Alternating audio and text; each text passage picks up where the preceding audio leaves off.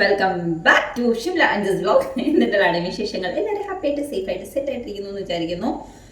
ഇന്ന് രാവിലെ 9 മണിക്ക് കറണ്ട് പോയതാണ് കേട്ടോ. ഇപ്പോഴാണ് പ്രകാശപൂരിതമായത്. അപ്പം ഞാൻ വിചാരിച്ചു എല്ലാവർക്കും വിശക്കുന്നു, എന്തെങ്കിലും ഒരു കാര്യം സെറ്റാക്കാന്ന്.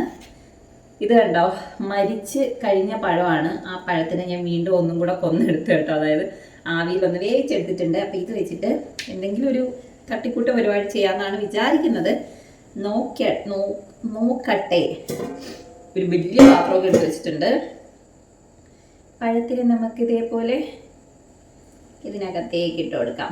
നല്ല രീതിക്ക് പഴുത്ത് കേട്ടോ. അപ്പം ഇനി പഴുത്ത് കഴിഞ്ഞാൽ പോവില്ല. അതുകൊണ്ട് എന്തെങ്കിലും ഒന്ന് ഉണ്ടാക്കിയിട്ട് അങ്ങനെ കൊടുത്തു നോക്കാമെന്ന് വിചാരിക്കുന്നു. ഇനി ഇതിനെ നന്നായിട്ടൊന്ന് ഉടച്ചെടുക്കാം. 2 പഴം എടുത്തിട്ടുണ്ട് കേട്ടോ. 2 എണ്ണം മതി. 3 പഴം ഉണ്ടായിരുന്നു. ഒരെണ്ണം ഞാൻ അവർക്ക് അങ്ങനെ അവിച്ചിട്ട് അതേതൊക്കെ കഴിക്കാൻ കൊടുക്കാമെന്ന് വെച്ചു. 2 എണ്ണം നമുക്ക് ഇതിൻ്റെ അകത്തേക്ക് ഇതേപോലെ ഇട്ട് ഉടച്ചെടുക്കാം.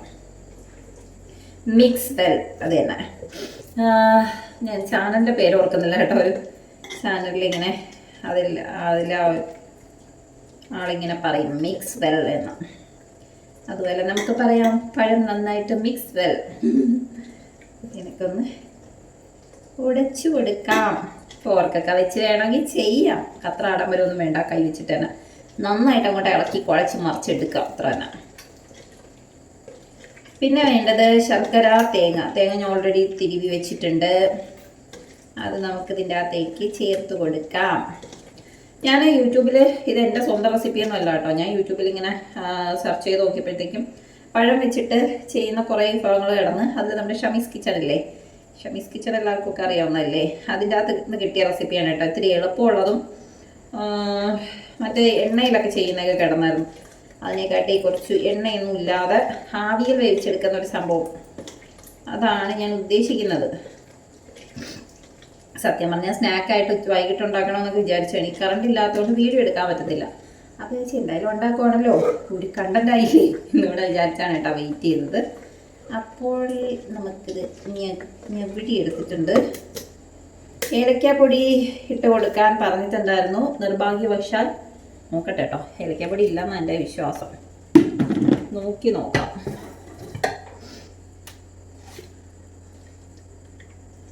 ഏലക്കയില്ല, കഴിഞ്ഞു.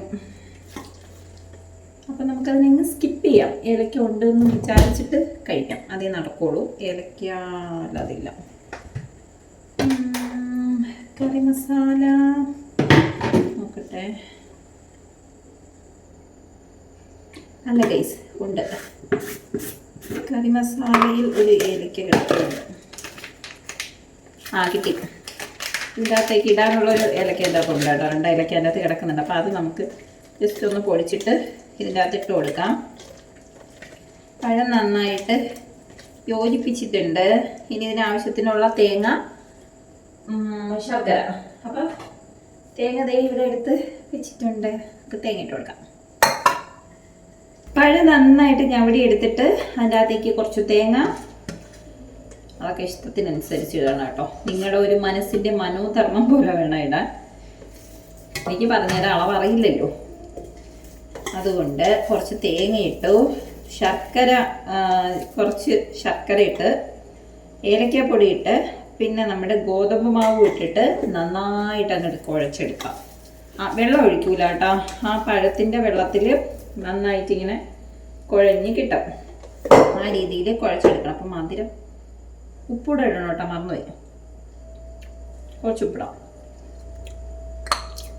മധുരം, പഴം നല്ല പഴുത്ത പഴമുണ്ട്, അത്യാവശ്യം നല്ല മധുരമുണ്ട്. അപ്പം അത് മതി. ഓവർ മധുരമായാൽ ശരിയാവില്ല. ഞാൻ കുറച്ചും കൂടി ഗോതമ്പ് മാവ് ഇട്ട് കൊടുക്കാം കേട്ടോ. എന്നിട്ട് കുഴച്ച് നമുക്കതിനൊന്ന് സെറ്റാക്കിയിട്ട് എടുക്കാം.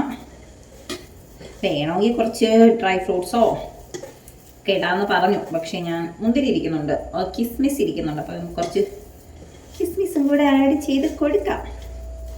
ഒട്ടും കുറയ്ക്കണ്ട.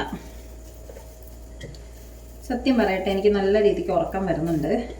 ഇതുണ്ടാക്കിയിട്ട് വേഗം പോയി കിടന്ന് ഉറങ്ങണമെന്നൊക്കെ ഞാൻ വിചാരിക്കാം. പക്ഷേ ഇന്ന് ഫുൾ ഡേ കറണ്ട് ഇല്ലാതിരുന്നതുകൊണ്ട് സ്റ്റിച്ച് ചെയ്യാൻ പറ്റിയിട്ടില്ല. അതുകൊണ്ട് ഇനി നേരെ സ്റ്റിച്ചിങ്ങിലോട്ട് കയറേണ്ടി വരും കേട്ടോ. ഒരു 9 മണിക്ക് ഒരു കറണ്ട് കട്ട് ചെയ്തതാണ്. മെസ്സേജൊക്കെ വന്നിട്ടുണ്ടായിരുന്നു 9 മണിയാകുമ്പോൾ പോകുന്നിട്ട് 6 മണിയൊക്കെ ആകുമ്പോൾ വരേണ്ടത്, 5 മണി കഴിയുമ്പോൾ വരേണ്ടതായിരുന്നു. പക്ഷേ ഇവിടെ കറണ്ട് വന്നപ്പോൾ 8 മണിയായി. നമുക്ക് കുറച്ച് വീട്ടുകാർക്ക് മാത്രം കറണ്ട് ഉണ്ടായിരുന്നില്ല, അതാണ് പറ്റിയത്. അപ്പോൾ ഇന്നത്തെ എൻ്റെ ഫുൾ ഡേയിലുള്ള സ്റ്റിച്ചിങ്ങും കാര്യങ്ങളൊക്കെ മുടങ്ങി. അതിന് നമുക്ക് രാത്രി അത് കോമ്പൻസേറ്റ് ചെയ്യണമല്ലോ.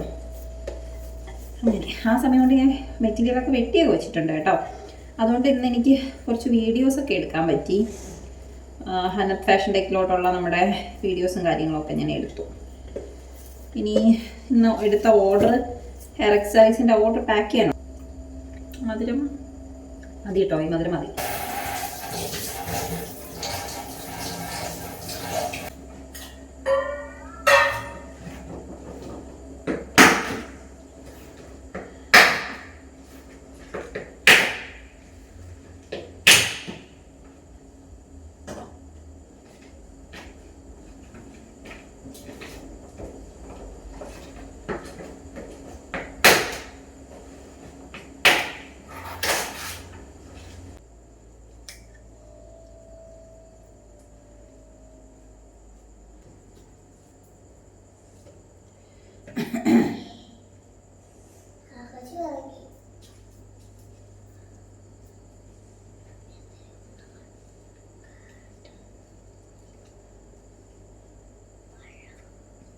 അപ്പോൾ അത് ഇത്രയും പരത്തിയെടുത്തിട്ടുണ്ട്. ഇനി നമുക്കിതിനെ ആവിയിൽ വെച്ച് വേവിച്ചെടുക്കാം. സംഭവം ഭയങ്കര സിമ്പിളാണ്. ഇനി ടേസ്റ്റി ആണോ എന്നുള്ള കാര്യം ഞാൻ ആദ്യമായിട്ടോ ഈ സംഭവം കഴിക്കാനായിട്ട് പോകുന്നത്. അപ്പോൾ തീ ഇവിടെ എടുത്ത് വെച്ചിട്ടുണ്ട്. ആദ്യം തന്നെ നമുക്ക് ചെറിയൊരു പീസ് ഒന്ന് ടേസ്റ്റ് ചെയ്ത് നോക്കാം.